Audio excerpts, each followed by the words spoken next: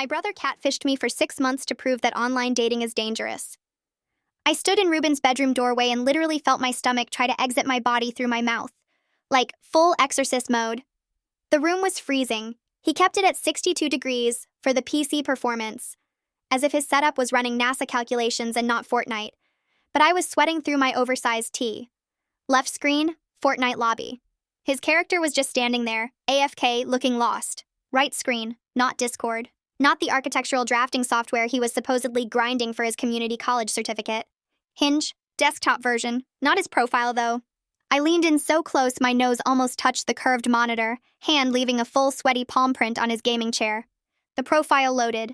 Dark skin, sharp jawline that could cut glass, gray beanie pulled low over those hazel eyes. The exact photo Trevon had sent me last month. The one I'd made my lock screen, the one I kissed goodnight like a total delulu. My boyfriend. The guy I'd been talking to every single day for half a year. The guy who knew about my anxiety meds, my dad's affair, the specific way I needed him to text "I'm still here" when I was having a 3 a.m. spiral about being unlovable. But this wasn't my phone. This was Ruben's PC. My brother's computer. A notification pinged. It was the sound I knew by heart, the Hinge message chime that had been making my heart do backflips for months. My own face popped up in the chat window. Not Trevon's, mine. My profile pic, the one from Sarah's wedding where I looked actually snatched in that blue dress. Below it, my message from 2 minutes ago. Literally 2 minutes. I'd just sent it from the hallway bathroom while he was supposedly grabbing a monster from the garage. I really wish you could come to my graduation next week. It would mean everything to me. I watched the cursor blink. He'd already drafted a response before leaving the room. The draft said, "You know I'd be there if I could, babe. My boss is killing me with these deadlines. I'll make it up to you, I promise. Maybe that trip we talked about?" The floorboards in the hallway creaked. The garage door rumbled. He was coming back up the stairs. I didn't scream. I didn't cry. I just stood there, paralyzed by a level of betrayal I didn't even know was possible between people who shared a bathroom wall and fought over the last hot pocket. The logical part of my brain was glitching. Error 404. This didn't compute. Trevon was real. He was real. He had a voice. He had opinions on Succession. He sent me dog pics. But the screen didn't lie. The cursor blinked, mocking me. To understand how actually sick this whole situation is, like clinically unhinged, you have to go back to the beginning. It started on a Tuesday night in November. I was sitting on the kitchen island, doom scrolling on my phone, feeling actually pathetic because my best friend had just posted her engagement photos. Cottagecore, golden hour, the whole I said yes aesthetic, while I was still single, still using the same 3 photos from 2022 because I hated every new picture of myself with a burning passion that could fuel a small city. Ruben was there, making his disgusting turkey mayo mustard sandwich. Who puts mustard and mayo? Psychopath behavior. Watching me spiral with that judgmental glare he always gets when I'm on my phone too long. His face was scrunched like he smelled something bad, probably my desperation. "I'm downloading Hinge," I announced, mostly just to get a reaction out of him, but also because I was bored, lonely, and one more engagement post away from deleting Instagram entirely. Ruben stopped spreading mayo. Actually stopped. The knife hovered in midair. "Don't do that, Annabelle." "Here we go," I muttered, tapping the download button aggressively. "You know what kind of guys are on there," he said, his voice dripping with that condescending older brother tone that makes me want to commit crimes. "It's literally all fuckboys, crypto bros who peaked in high school, and men with main character syndrome who will unalive your self-esteem. It's dangerous. You're gonna get catfished or kidnapped or worse. You have 0 street smarts. You're way too trusting for that app. You told the DoorDash driver our whole class schedule last week." "That was small talk," I snapped, turning my phone screen away from him. "I'm 22. I think I can handle a coffee date without getting murdered. You need to chill with the protective big brother act. It's giving possessive." He laughed, but it wasn't a nice laugh. It was tight, controlled, the kind of laugh that says, "I know something you don't." "Okay," he said, taking a bite of his sandwich, talking through it. "Don't come crying to me when some guy ruins your life and gaslights you into thinking it's your fault. I'm telling you right now, you're making a massive mistake. You're about to be Delulu in the worst way possible." I ignored him. I finished setting up my profile, picked my cutest photos, wrote something self-deprecating but flirty in the prompts, emotionally available but make it slay, and started swiping. That same night, I matched with a profile named Trevon. He was 24, worked in architectural design, and his bio said he was looking for something real in a city full of situationships. His first message wasn't "hey" or "what's up" or some gross pickup line about my body. It was, "Your third photo, that blue dress, is that from the Broad Museum? The Infinity Room hits different when it's empty, no cap." He was perfect. Psychologically perfect. He read books. He had opinions. He was giving quiet luxury vibes without the ick of being pretentious. I showed Ruben the next morning, just to be petty, shoved my phone in his face while he was eating cereal.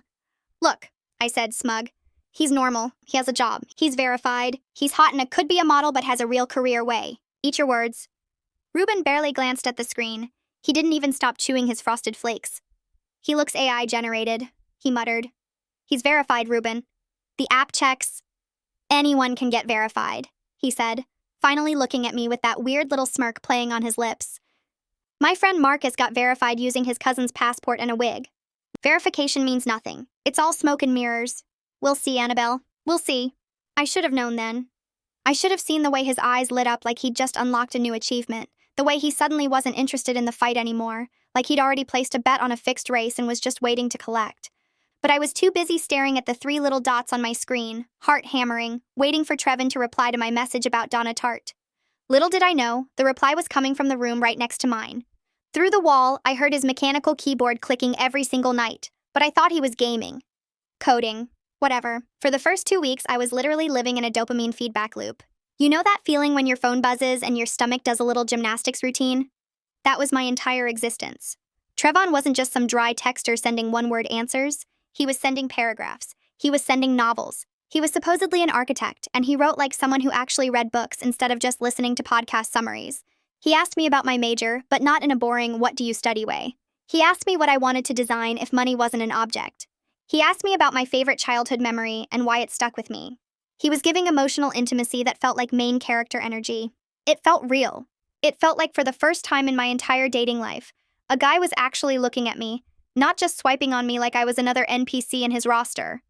But every time I smiled at my screen, every time I giggled at a voice note, Ruben was there.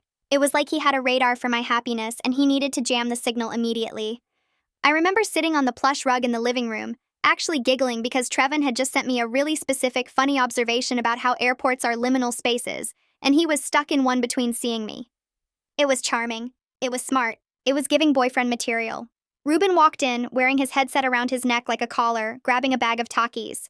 He leaned against the doorframe, just staring at me while crunching loud enough to wake the dead.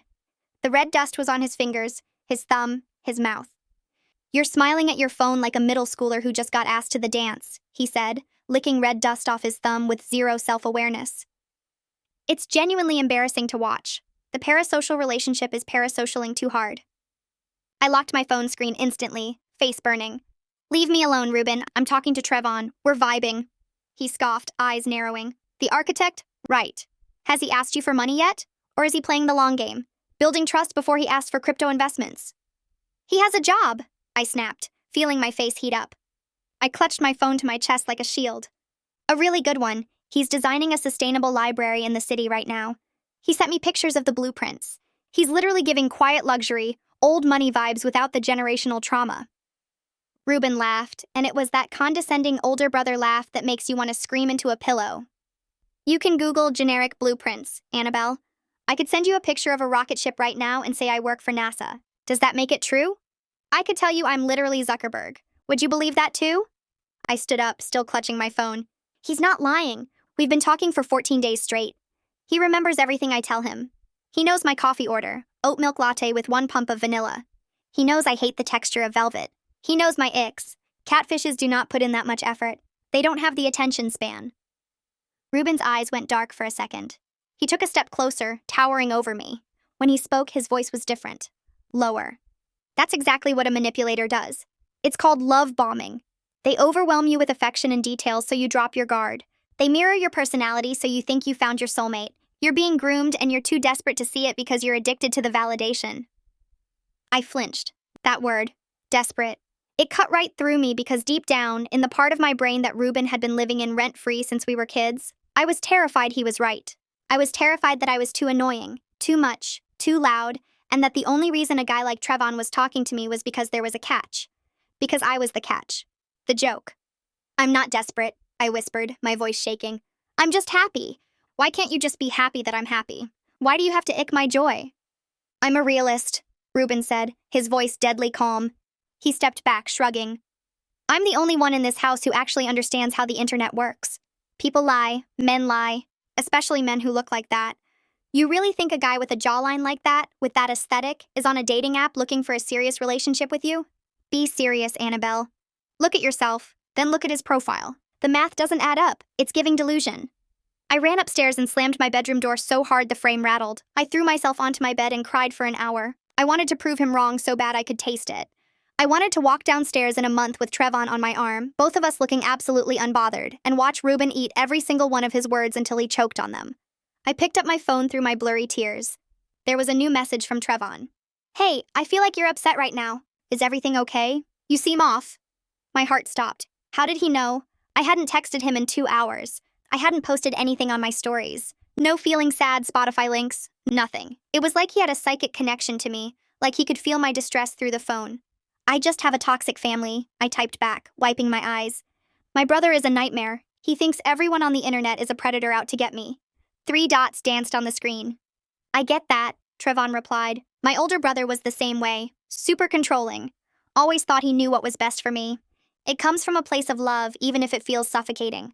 But you don't need to listen to him. You can trust your gut. Do you trust me? I read that message over and over again. It was so validating. He wasn't just agreeing with me, he was empathizing. He understood the specific niche pain of having a controlling sibling who treats you like a child. It made me feel so connected to him, like we were the same person in different fonts. I trust you, I typed. I had no idea I was sending that message to the guy sitting in the room next to mine, who was probably fist-bumping the air and doing a victory dance while he typed out the response. By week 3, I was in deep. We were texting from 7 in the morning until 2 at night. I stopped hanging out with my friends in real life because I just wanted to be available in case Trevon messaged. My grades started slipping because I was daydreaming about our future wedding during lectures, picturing him in a suit, picturing our apartment with big windows and a dog. But there was one thing missing. One thing that kept nagging at me like an ick I couldn't shake. We hadn't FaceTimed. Every time I brought it up, there was an excuse. His camera was broken, he was at a job site with bad service, he was visiting his grandma in the hospital, he had body dysmorphia and wasn't ready. The excuses were solid, they were empathetic, but they were starting to pile up like a Jenga tower that was about to topple. One night I was feeling brave. Liquid courage from a White Claw. I sent him a text. I really want to hear your voice, I wrote. Not just voice notes. A real call. Can we call? I waited. 5 minutes passed, then 10. My anxiety started to spike. Had I scared him off? Was I being too clingy? Was Ruben right? Then my phone rang. I picked it up on the first ring, my hands sweating so much I almost dropped the phone. Hello? Hey, Annabelle. The voice was deep, smooth, and slightly grainy, like he was driving through a tunnel or speaking through a slightly broken mic. But it was definitely a guy. It was definitely the voice of a 24-year-old man. It was giving guy who works in construction and has a skincare routine energy. I let out a breath I didn't know I was holding. Hi, I didn't think you would actually call. I told you I'm real, he said, a little chuckle rumbling through the speaker. I just get nervous. I really like you, and I don't want to mess this up by saying something stupid live. But you matter more than my anxiety. We talked for 20 minutes. He told me about the stress of his architecture firm, how his boss was writing him about deadlines. I told him about my classes, about Ruben being insufferable. It was mundane, normal, perfect conversation. I was floating on a cloud, ready to float into traffic. But about halfway through the call, I heard something in the background. It was faint, rhythmic, a plastic clicking sound. Click, click, click, clack, click, click. It sounded exactly like a mechanical keyboard, like Ruben's mechanical keyboard. The one he had custom built with the red switches that he bragged about being so loud and satisfying. Is that you typing? I asked, laughing nervously. Working late? Burning the midnight oil? There was a pause, a split second of dead air that felt like an eternity. Yeah, he said, his voice shifting slightly. Just finishing up some renderings for the firm. Sorry about the noise, these keyboards are loud. You know how it is. We said goodnight, and I hung up, still floating but now with a tiny rock in my shoe. I walked out of my room to get some water, feeling triumphant but slightly confused. I had heard his voice. He was real. Ruben was a liar and a hater. As I walked past Ruben's room, the door was slightly ajar. He was sitting at his desk, his back to me. He had his headset on, but it was pulled down around his neck like a collar. He was typing furiously. Click, click, click, clack. The cadence was identical. I stopped. The sound was the same. The aggression of the keystrokes, the rhythm, the tone. Ruben turned around and saw me standing there. His face was blank, illuminated by the blue light of his monitors. He looked tired, wired. What do you want? He asked, pulling one side of his headphones up. I'm in the middle of something. I just got off the phone with Trevon, I said, watching his face for a micro expression, a twitch, anything. He has a really nice voice. Deep, smooth. Ruben didn't blink. He didn't flinch. That's crazy, he said flatly. Good for you. Did you video chat? Face to face? Or just audio? No, I said, just audio, but it was definitely him. He smirked, turning back to his screens. Audio is easy to fake, Annabelle. AI voice changers are free now. You can make yourself sound like Obama or SpongeBob. Until you see his face moving in real time, making expressions that match his words, you're talking to a ghost. You're being catfished and you're too delulu to see it. I wanted to scream at him. I wanted to throw my water bottle at his head. But a tiny cold worm of doubt had burrowed into my stomach. Why did the typing sound exactly the same?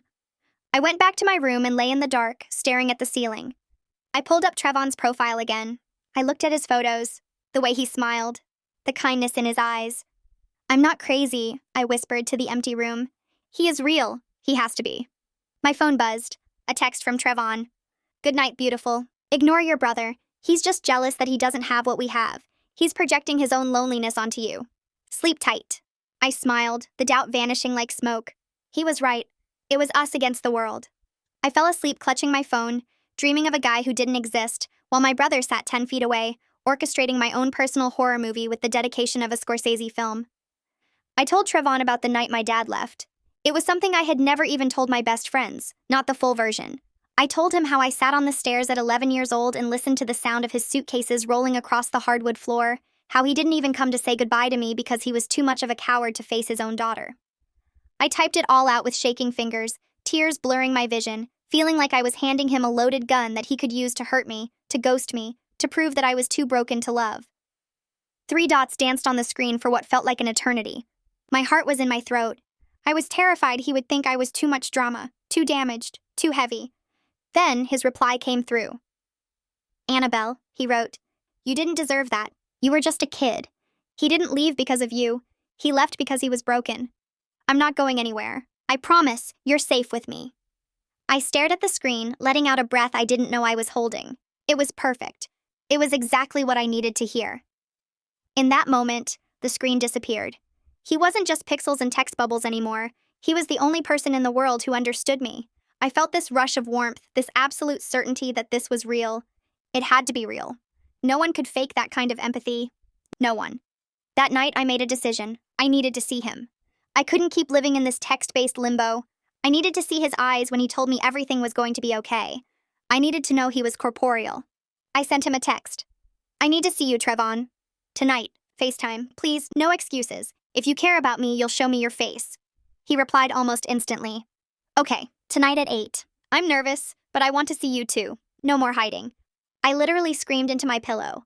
I ran to my mirror and started getting ready like I was going to the Met Gala. I did my hair, put on my favorite top, the one that made me look like I had my life together, even put on perfume, which was ridiculous because he couldn't smell me through the phone.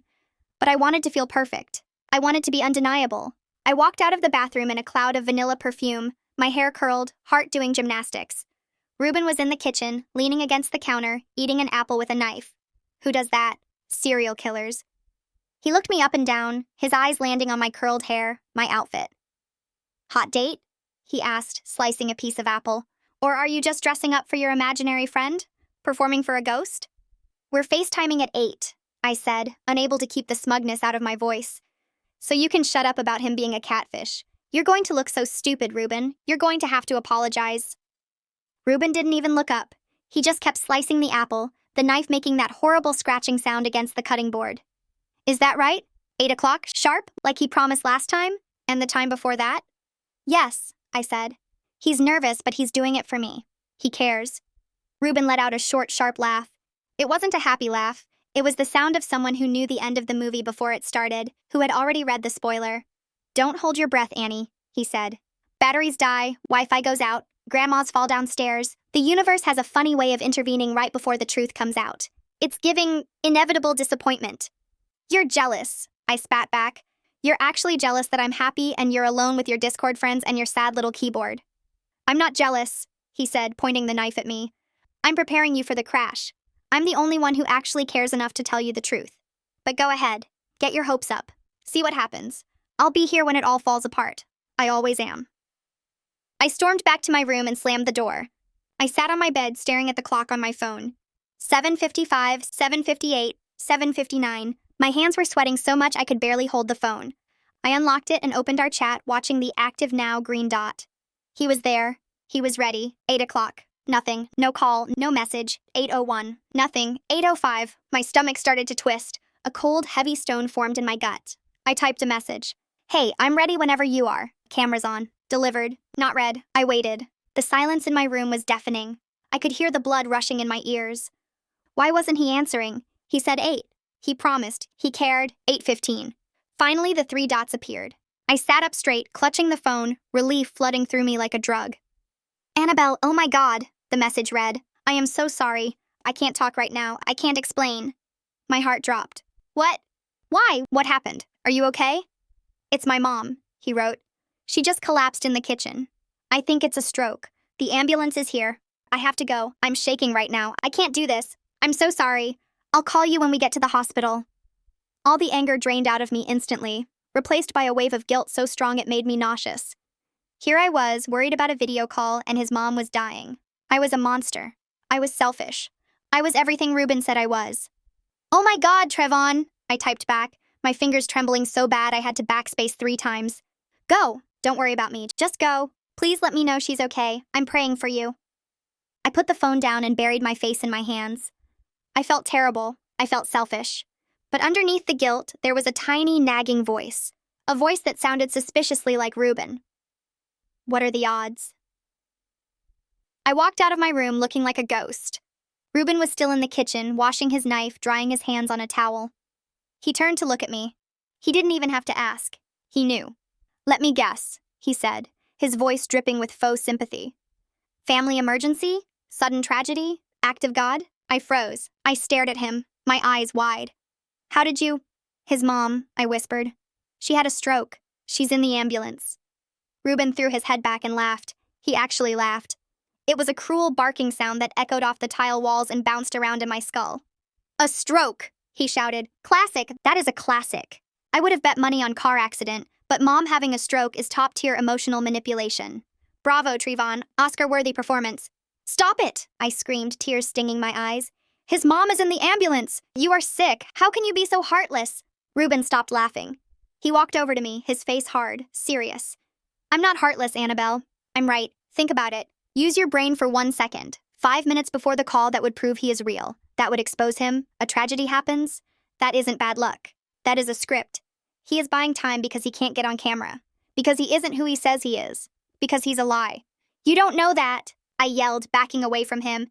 You don't know anything. You're wrong. I know exactly what he's going to say next, Ruben said, stepping closer. He's going to go quiet for 6 hours. Hospital drama. Then he's going to message you at 2 a.m. saying she's stable, but he's an emotional wreck and he just needs your support. And you're going to give it to him. You're going to comfort the guy who is lying to your face because you're trauma-bonded and delusional. I hate you, I whispered. I actually hate you. That's fine, Ruben said, shrugging. Hate me all you want. But don't say I didn't warn you. Don't say I didn't try to save you from this. He walked past me and went upstairs. A minute later, I heard his bedroom door close. I stood in the kitchen, alone, vibrating with rage and fear and that horrible creeping doubt. I wanted to believe Trevon. I had to believe Trevon. Because if Ruben was right, if this was all a lie, then I was the stupidest person on earth. Then I was the joke. I went back to my room and lay in the dark, staring at my phone, waiting for an update from the hospital, praying his mom was okay, praying I wasn't a terrible person. At 2:30 in the morning, my phone buzzed. She's stable, the message read. It was a TIA, a mini-stroke. Scary but manageable. I'm a mess, babe. I don't know what I'd do without you. I just need you right now. You're my rock. I read the message and a chill went down my spine. It was exactly what Ruben had said. Word for word. But I pushed the doubt down. I shoved it into the darkest corner of my mind. Trevon needed me. He was vulnerable. I couldn't abandon him now. That would make me the monster. I'm here, I typed back. I'm not going anywhere. I promise. Upstairs, through the ceiling, I heard a faint thud, like someone fist-bumping a desk in victory. Then silence. The next morning, I woke up feeling like I had a hangover, but I hadn't touched a drop of alcohol. It was an emotional hangover. My eyes were puffy from crying myself to sleep, and my phone was still clutched in my hand like a lifeline. There was a text from Trevon waiting for me. Mom is doing better. Doctors are optimistic. I'm exhausted, but I couldn't sleep without telling you thank you. You kept me sane last night when I was falling apart. I read it twice. It was sweet. It was vulnerable. It was exactly what a loving boyfriend would say after a traumatic event. But there was a tiny, nagging voice in my head.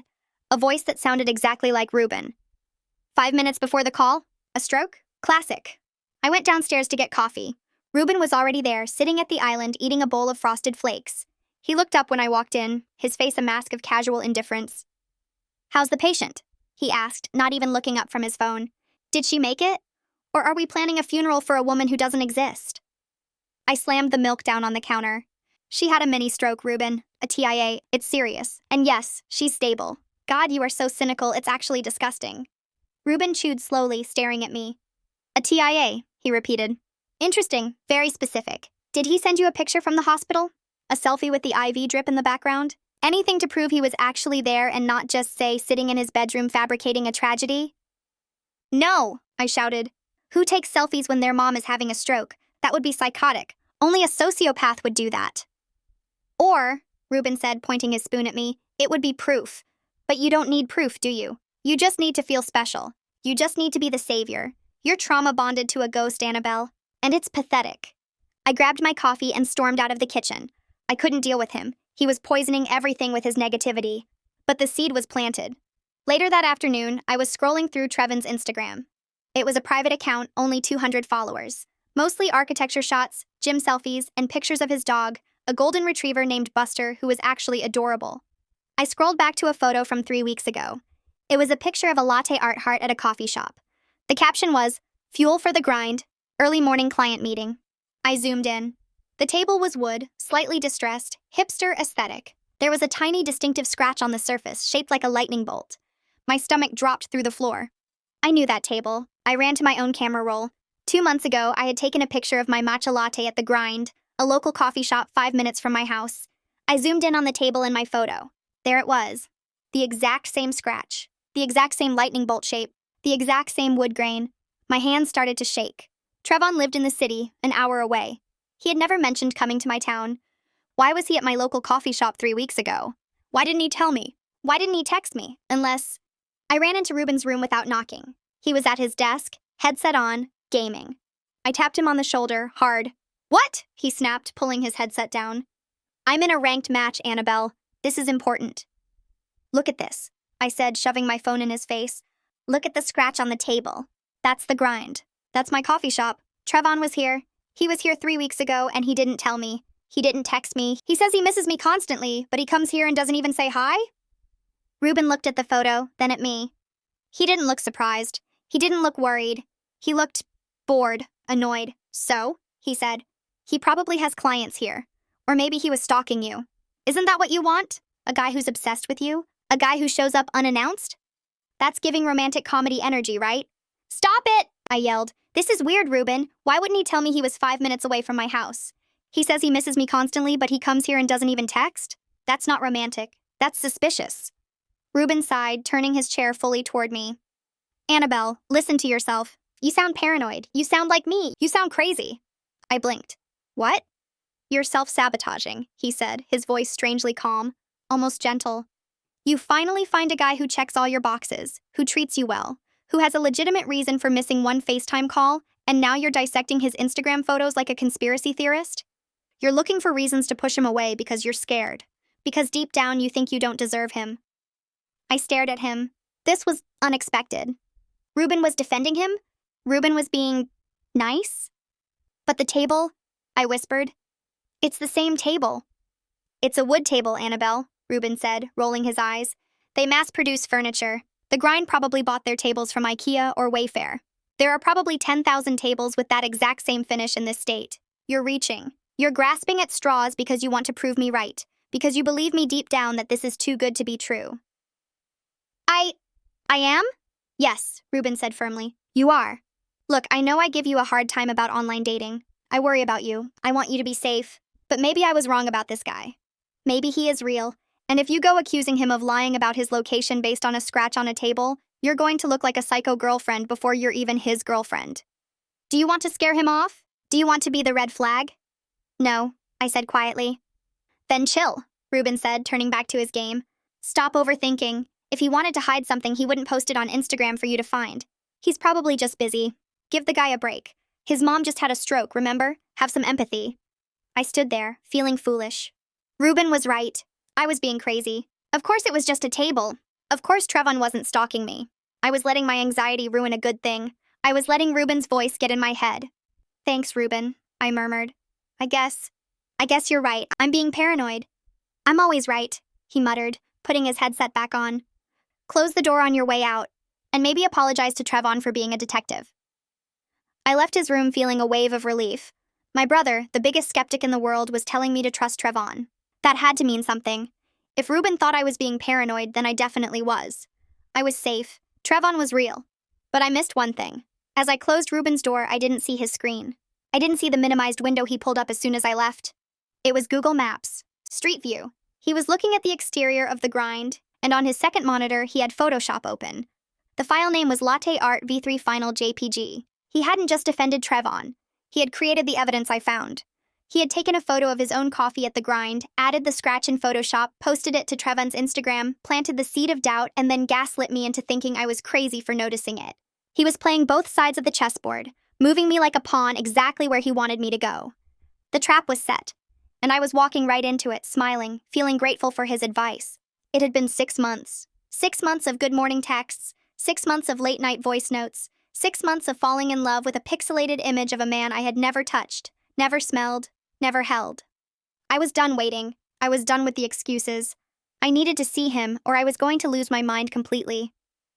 I sent the text on a Tuesday, my fingers trembling over the keys.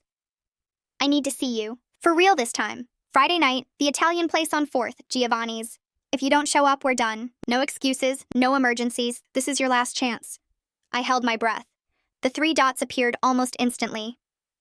I'll be there, Trevon wrote. I'm ready. 7 p.m. I'm tired of hiding behind screens. I want to see your face. I need to! I screamed. I literally screamed into my pillow until my throat hurt. It was happening. The game was over. The distance was closing. I was finally going to prove everyone, especially Ruben, wrong. I was going to walk into that restaurant and see my boyfriend and finally know I wasn't crazy. Friday arrived with the agonizing slowness of a dripping faucet. I left work early. I spent 2 hours curling my hair until it fell in those perfect, effortless waves that actually take a ridiculous amount of effort and hairspray. I put on the dress I'd bought specifically for this moment, a slip dress that made me feel like a movie star, sleek and dangerous and confident. I did my makeup in the bathroom mirror, humming to myself, feeling a level of confidence I hadn't felt in years. I looked good. I looked undeniable. I walked out of the bathroom in a cloud of perfume, my heels clicking on the hardwood floor. Ruben was in the hallway. He stopped dead when he saw me. He was wearing his usual oversized hoodie, holding a controller, looking like he hadn't seen the sun in days. Whoa, he said, blinking. Where do you think you're going? You look expensive. Dinner, I said, unable to suppress my grin. With Trevon, at Giovanni's, 7 p.m. Tonight's the night, the reveal, the moment of truth. Ruben's face didn't change. He didn't look impressed. He didn't look happy. He looked bored. He leaned against the wall, crossing his arms, studying me like I was a bug. He's not coming, Annabelle, he said, his voice flat, monotone. My smile faltered. Shut up, Ruben, he promised. He literally said, I'm ready. No more hiding. He's done with the excuses. Ruben let out a short, sharp laugh.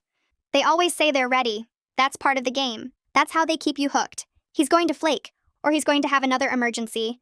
Maybe his dad will have a stroke this time, or his dog will get hit by a car. Maybe there will be a fire. It's a script, Annabelle. You're walking into a trap that you set for yourself. You're about to be the main character in your own humiliation. You are such a miserable person, I snapped, brushing past him. Just because you can't get a date doesn't mean I can't. He's real. And when I come home tonight with pictures of us together, with proof, I expect a full apology. I expect you to admit you were wrong. Ruben didn't move. He just turned his head to watch me walk down the stairs, his eyes cold. I'm not miserable. I'm trying to save you from looking like an idiot in public. You're going to sit there alone. You're going to order a drink. You're going to wait. And he's never going to walk through that door. And everyone in that restaurant is going to know exactly what happened to you. They're going to pity you. And you're going to deserve it because you didn't listen. Stop it! I yelled from the bottom of the stairs, my voice echoing in the entryway. Stop trying to ruin this for me. You're toxic. I'm not ruining it. he called down, his voice eerily calm. I'm spoiling the ending because I wrote it. I know how this story ends, Annabelle. Because I'm not stupid. Because I pay attention. Because I care, even when you don't want me to. I froze. What did you say? I said I know how it ends, he shouted back, leaning over the banister. Because I see you. I see what you're doing. But go ahead. Go get your heart broken. Go get publicly humiliated. Don't say I didn't warn you. Don't say I didn't try. I slammed the front door so hard the glass pane rattled. I got into my car, my hands shaking on the steering wheel. He was just jealous. He was toxic. He wanted me to be alone and miserable like him. He couldn't stand to see me happy. I wasn't going to let him win. I wasn't going to let him be right. I drove to the restaurant with the radio blasting, drowning out the sound of his voice in my head. He's not coming. You're going to look like an idiot. I wrote it. I arrived at Giovanni's at 6:50 p.m. I checked my makeup in the rearview mirror one last time. Perfect. I took a deep breath and walked inside. The hostess smiled at me. Table for two? She asked. Yes, I said, beaming. My boyfriend is meeting me here. His name is Trevon. He's tall, handsome, probably wearing gray. You'll know him when you see him. She led me to a cozy booth in the back, right near the window. It was romantic. Candlelight, soft jazz, the smell of garlic and expensive wine and possibility. I sat down, smoothing my dress over my legs, feeling like the main character. I checked my phone. 6:55 p.m. I'm here, I texted. Got us a booth in the back. Can't wait to see you. I'm wearing the blue dress. Running 5 mins late, he replied instantly. Traffic is a nightmare on the bridge. Order me a whiskey sour? I'll be there before it arrives. I smiled. He was coming. He was driving. He was ordering a drink. You don't order a drink if you aren't coming. You don't give specifics. I ordered a glass of wine for myself and a whiskey sour for him. I sat there, sipping my Pinot, watching the door with the intensity of a hawk. Every time the bell chimed, my heart leaped into my throat. Every time a tall man walked in, I straightened my spine. 7 p.m., 7:10 p.m., the waiter came by. Would you like to order appetizers while you wait? No, thank you, I said, my smile feeling a little tight, a little desperate. He should be here any minute. He's just stuck in traffic. Of course, the waiter said, backing away with that look. That pitying look. 7:20 p.m., I checked my phone. No new messages. I opened our chat. Where are you? I typed. I'm here, waiting. Delivered. 7:30 p.m. The whiskey sour was sitting opposite me, the ice starting to melt. The condensation was pooling on the coaster, making a little ring. The restaurant was filling up. Couples were laughing, clinking glasses, holding hands across the table. I felt exposed. I felt like there was a spotlight on me, like everyone knew. Trevon? I texted again. Are you close? I'm getting worried. Delivered. 7:45 p.m. The waiter came back. He looked pitying now. That was the worst part. The pity. The recognition in his eyes. He knew. Everyone knew. Ma'am, are you sure you don't want some bread? Or maybe the check? He's coming, I said, my voice sounding shrill even to my own ears, cracking slightly. He's just stuck in traffic. There was an accident on the bridge. He'll be here. Of course, the waiter said, backing away slowly. I opened Instagram. Trevon's profile. Active 2 minutes ago. My stomach dropped through the floor. He was online. He was scrolling. He was posting a story. A photo of a sunset. No location tag. But he wasn't replying to me. He wasn't typing. He was just existing. Online. While I sat here, I called him. It rang. And rang and rang. Voicemail. I called again. Voicemail. I called a third time, tears pricking my eyes, blurring the candlelight into jagged stars, my throat closing up. The number you have reached is not available. Please hang up and try again. He had blocked me. I sat there, frozen. The realization hit me like a physical blow to the chest, knocking the wind out of me. He wasn't coming. He was never coming. Ruben was right. Ruben was right about everything. 6 months. 6 months of my life. 6 months of love and secrets and dreams. And it was all a lie. It was all a game. I looked at the empty seat across from me. I looked at the melting whiskey sour. I looked at the happy couple at the next table. The girl laughing at something her boyfriend said, her hand resting on his arm, her eyes sparkling. I felt like I was shrinking. I felt like everyone in the restaurant was looking at me, whispering, "Look at that girl. She got stood up. She got catfished. She actually thought he was coming." How pathetic. How sad. How desperate. I was the punchline to a joke I didn't even know I was in. I grabbed my purse, threw a $20 bill on the table for the drinks I hadn't touched, and stood up. My legs felt like jelly, like they might collapse under me. I walked out of the restaurant, head down, trying to hide the tears that were now streaming down my face, hot and humiliating. I got into my car and just sat there. I didn't start the engine. I just screamed. I screamed until my throat was raw, hitting the steering wheel over and over again until my palms hurt. How could I be so stupid? How could I be so blind? My phone buzzed.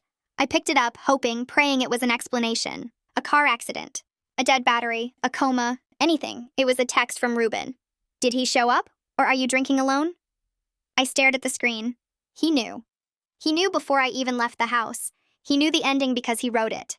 I didn't reply. I started the car and drove home in silence. The city lights blurred past me, a smear of neon and regret. I felt hollowed out. Scraped clean. Empty. I pulled into the driveway and saw the light on in Ruben's room. He was awake. Waiting. Watching. I walked into the house, kicked off my heels, and climbed the stairs. I felt like a zombie. I pushed open my bedroom door, intending to crawl under the covers and never come out, never see the sun again. But as I passed Ruben's room, the door was open. He was sitting at his desk, his back to me. Well? He asked, not turning around. His voice was casual. Bored. How was the pasta? Did you have a nice dinner? I stopped. I looked at his back. I wanted to kill him. I wanted to hug him. I wanted to disappear. He didn't show, I whispered. Ruben turned his chair around slowly. He wasn't smiling. He wasn't gloating. He looked serious.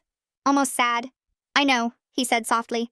I told you, Annabelle. I told you exactly what was going to happen. I tried to warn you. I tried to save you. Why? I choked out, tears starting again, hot and angry and broken. Why did he do this to me? Why make me go there? Why make me order a drink? Why humiliate me like that? It's cruel, Ruben. It's so cruel. Ruben stood up and walked over to me. He looked me right in the eye, and for a second, I thought he was going to hug me. I thought he was finally going to be the big brother I needed, the one who would pick up the pieces. Because he's not real, Ruben said, his voice quiet. Steady. And the only way you were ever going to believe that, the only way you were ever going to learn your lesson, was to sit in that chair and watch the ice melt. To feel the pity of the waiter. To feel the emptiness of the lie. Now you know. Now you'll never forget. He reached out and patted my shoulder. It was stiff, awkward, heavy. Go to sleep, Annie, he said. It's over now. You're safe now. He went back into his room and closed the door. I stood in the hallway, staring at the wood grain of his door. I felt sick. I felt broken. But mostly I felt confused. Because when he turned his chair around, when he looked at me, I saw his computer screen, just for a second, just a flash before he minimized it. He had a window open. It was a live feed. It looked like the security camera footage from inside Giovanni's restaurant. From the booth where I was sitting, I could see the empty chair. I could see the melting drink, and right next to it, minimized in the corner, was a text window. The whiskey sour was a nice touch. She waited exactly 47 minutes. Total emotional devastation achieved. The message wasn't from me. It was a note to himself. A log entry. My blood ran cold. He hadn't just predicted it. He hadn't just warned me. He had watched me. He had been watching me the entire time. For the next 3 days, I didn't leave my room. I lay in bed with the curtains drawn, staring at the ceiling until the texture of the plaster started to look like moving faces, like monsters. I didn't eat. I didn't shower. I just rotted in the dark, letting the shame eat me alive from the inside out, letting the humiliation fester like a wound. Every time my phone buzzed, a tiny, pathetic part of me hoped it was him. Hoped that he had a valid excuse. Maybe he was in a coma. Maybe he had been arrested. Maybe there really was an emergency. Anything was better than the truth, which was that I had sat in a booth at Giovanni's for 45 minutes waiting for a ghost, while my brother watched me cry from his bedroom. Ruben was the only person I saw. He would knock on my door 3 times a day, morning, noon, and night, like a prison guard doing a head count. He would bring me a tray with toast or soup, set it on my nightstand, and stand there for a minute, just watching me with those cold, assessing eyes. "You need to eat, Annabelle," he would say, his voice devoid of any actual warmth. Starving yourself isn't going to make him real. It's not going to bring him back. He was never here. "Get out," I would mumble into my pillow. "I'm just looking out for you," he would reply, smooth as silk. "I told you this would happen. I tried to warn you. Next time, maybe you'll listen to the person who actually knows how the world works. Maybe you'll listen to me. Next time. As if there would ever be a next time. As if I would ever trust anyone again." On the 4th day, the anger started to burn through the depression like acid. I kept thinking about that glimpse of his screen. The security footage, the text about the whiskey sour, the timestamp. I tried to gaslight myself into believing I had hallucinated it. Maybe it was a Twitch stream he was watching. Maybe the text was from a friend. Maybe I was losing my mind. But the seed was there, and it was growing into a poisonous vine, wrapping around my throat, choking me with suspicion. Around 2 in the afternoon, I heard the front door slam. I waited. Then I heard the distinct sound of Ruben's car starting in the driveway. He was going to the gym. He went every Tuesday at 2 o'clock like clockwork. He was obsessed with his routine, his gains, his schedule. I waited until the sound of his engine faded down the street. Then I threw off my covers. I walked down the hallway. The house was silent, but it felt loud, like the walls were holding their breath. I stood in front of Ruben's bedroom door. It was usually locked. He was paranoid about privacy, about his work. I turned the handle. It clicked, unlocked. He had forgotten to lock it. Or maybe he was so arrogant, so sure that I was broken and bedridden, that he didn't think he needed to. He thought I was too weak to move. I stepped inside. The room was freezing. The blackout curtains were taped to the window frames, blocking out every photon of sunlight. It smelled like ozone and stale sweat and something else, something metallic. His setup was dominating the room, a massive L-shaped desk with 3 monitors, a microphone on a boom arm, and a PC tower that hummed like a refrigerator full of bees. I walked over to the desk. The monitors were asleep. I tapped the spacebar. Please don't have a password. Please don't have a password. The screens flared to life. He didn't have a password. Why would he? He lived with his mom and his stupid little sister. He was the king of his castle, the god of his domain. My eyes scanned the desktop. It was cluttered with icons, games, Discord, coding software, Photoshop, and there, right in the center of the main monitor, was a folder. It wasn't named Trevon. It wasn't named Prank. It was named The Simulation. My stomach dropped so hard I had to grab the edge of the desk to keep from falling. The Simulation. I double-clicked the folder. It opened to reveal a labyrinth of subfolders. Assets. Voice Gen V2. Scripts. Psychological profile. Session logs. Data analysis. I clicked on assets. Hundreds of images filled the screen. Selfies, gym pics, dog pics, architecture photos. But they weren't just the ones Trevon had sent me. There were hundreds more. And right at the top was a text file named Source Material. I opened it. Source. Instagram R. Lucas V. Model. Dutch National. Deleted account 2024. Scraped via Wayback Machine and archive.es. 400 plus photos available. Deepfake model trained on 200 images. Voice clone trained on TikTok clips. He had stolen a stranger's face. He had built a deepfake. He had curated an entire life from a dead Instagram account and AI tools. I closed it and went to scripts. My hand was shaking so badly I could barely control the mouse.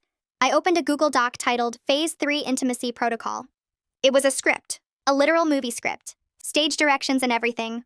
Objective: establish emotional dependency. Use mirroring technique. If subject mentions father issues, pivot to shared trauma narrative. Validate her insecurity about her intelligence. Make her feel seen. Dialogue option A. You're so smart, Annie. People just don't see it because they're intimidated. Dialogue option B. I love how your mind works. It's rare to meet someone who actually thinks. I read the words and I felt like I was going to vomit. I remembered that exact conversation. I remembered crying because Trevon had told me I was a genius for my art history paper. I had felt so seen, so understood. But I wasn't being understood. I was being played. I was a rat in a maze. And Ruben was the scientist with the clipboard, pressing the lever for a food pellet every time I ran the right way, shocking me when I went the wrong way. I backed out and clicked on session logs. This was the smoking gun. It was a massive spreadsheet. Date, time, interaction type, emotional response, physical location, heart rate, estimated. November 12th, introduction. Subject skeptic but intrigued. Success rate, high, location, kitchen. December 5th, the sick mom narrative deployed. Subject displayed high levels of empathy, cortisol levels likely elevated, bond strengthened. January 20th, the gaslight protocol. Planted evidence of location discrepancy, coffee shop table photo. Subject confused, relied on operator, Ruben for validation. Dependency confirmed, gaslighting successful. Dependency confirmed. He wasn't just catfishing me, he was studying me. He was breaking me down, piece by piece, to see how I ticked. He was documenting my pain like it was data for a thesis. He was treating me like an experiment. I scrolled to the bottom. The most recent entry. February 8th, the climax, the public stand-up.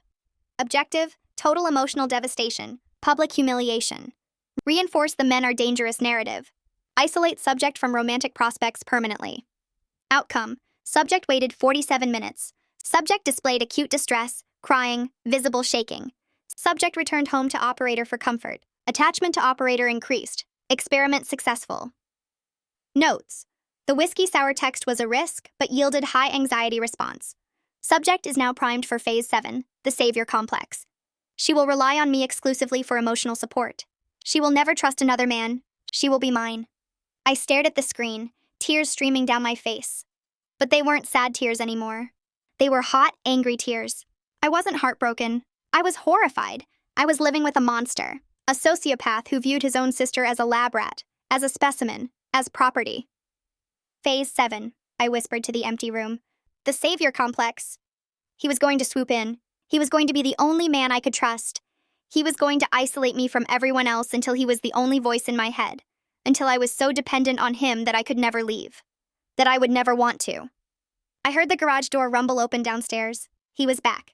Panic, cold and sharp, flooded my veins. If he found me in here, if he knew that I knew, I didn't know what he would do. He had spent 6 months systematically destroying my mind.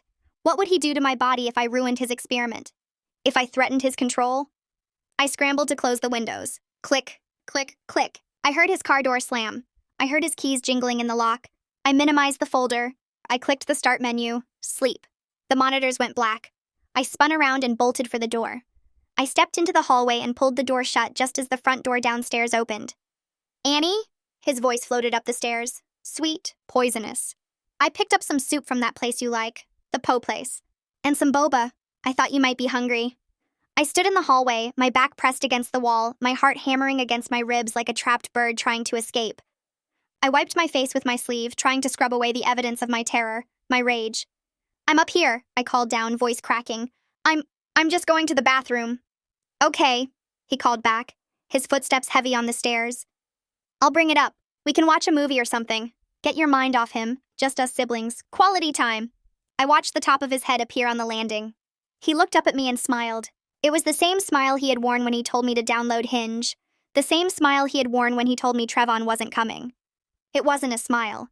It was a baring of teeth. It was the smile of a predator who has cornered his prey. Thanks, Ruben, I whispered, forcing myself to look him in the eye. You're the best brother ever. I don't know what I'd do without you.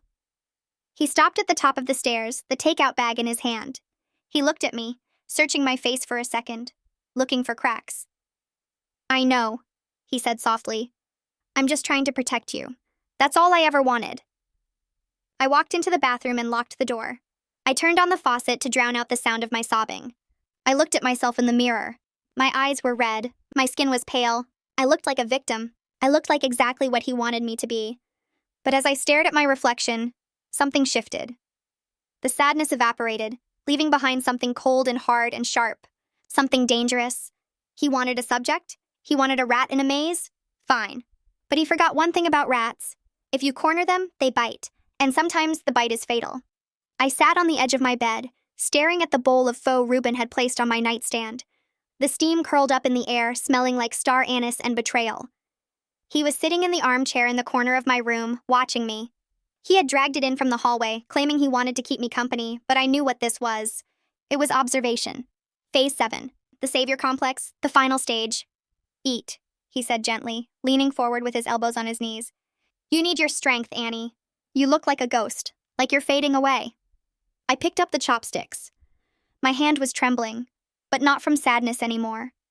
It was vibrating with a frequency of rage so high it felt like I was humming, like I was a tuning fork that had been struck. I took a sip of the broth. It tasted like nothing. It tasted like ash. It tasted like his lies. It's good, I whispered, forcing a weak smile. Thank you, Reuben. I don't know what I would do without you. You're all I have. He smiled back. It was a terrifying expression. It was the smile of a man who had successfully trained a dog to stop barking, to roll over, to play dead.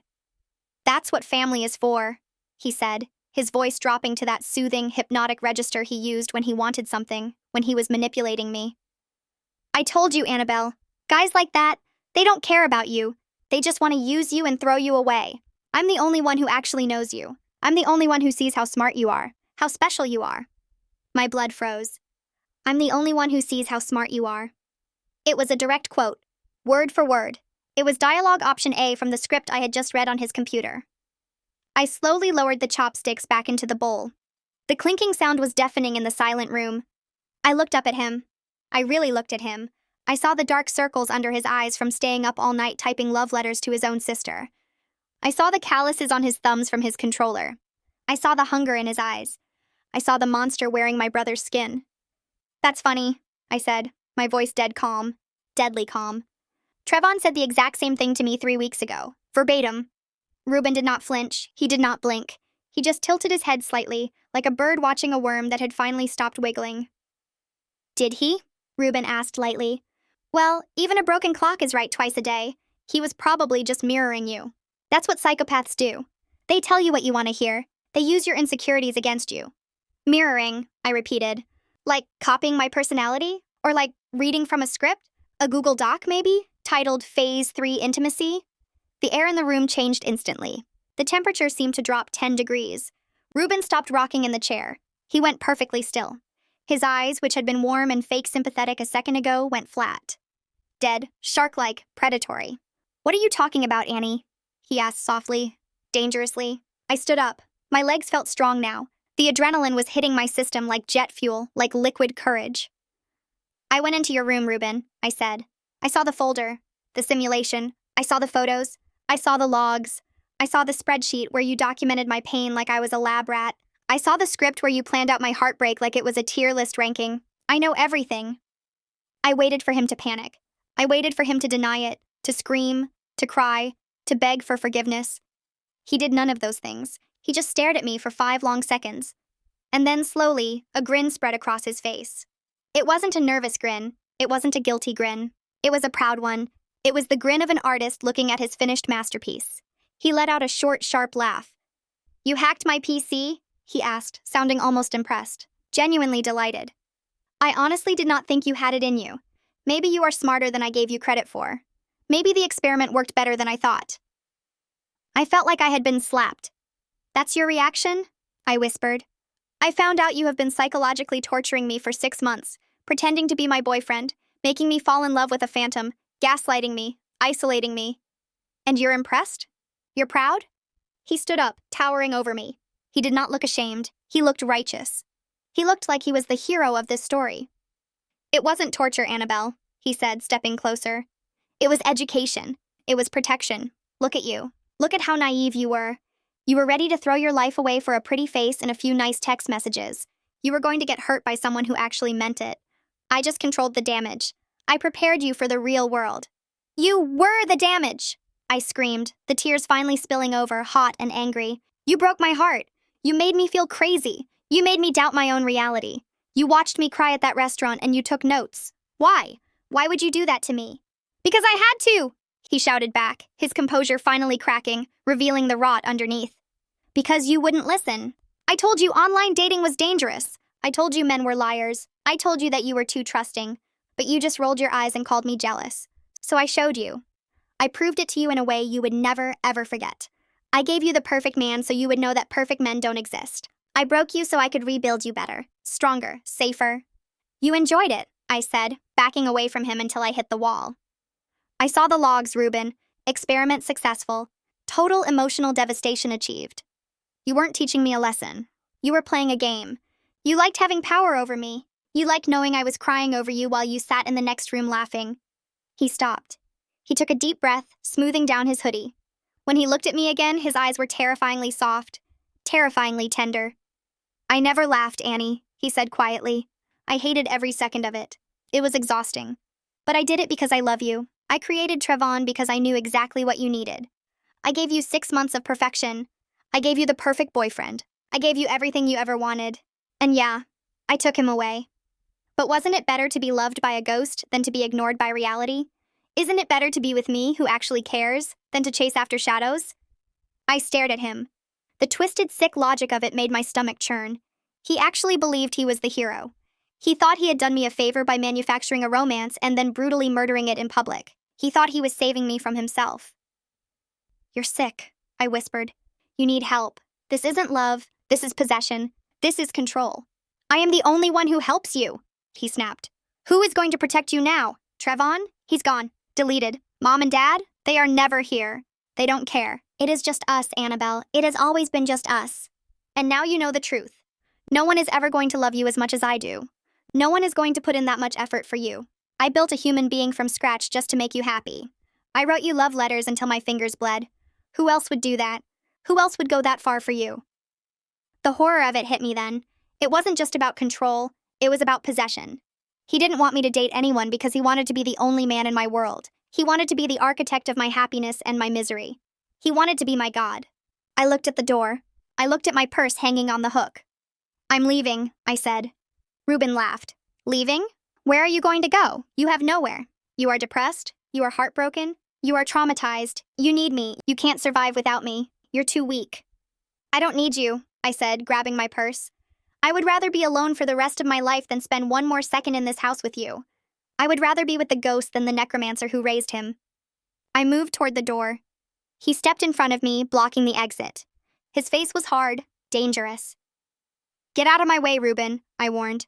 "You're making a mistake," he said, his voice low and dangerous. "You walk out that door and you are on your own. No more protection, no more safety, no more me. The world is going to eat you alive and I won't be there to save you. You'll come crawling back. You'll beg me to take you back, but I might not be there." "Let it," I said. I shoved him, hard, with all my strength. He stumbled back, surprised by the force of it, by my resistance. He hit the wall. I didn't wait. I ran. I sprinted down the stairs, my heart pounding in my throat. I heard him calling my name from the landing, but I didn't look back.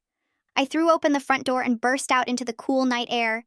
I scrambled into my car, jamming the keys into the ignition, hands shaking so bad I could barely get the key in. As I backed out of the driveway, I looked up at the window. Ruben was standing there. The light from his room cast a long, distorted shadow across the glass. He wasn't chasing me. He was just watching, waiting, smiling. I drove.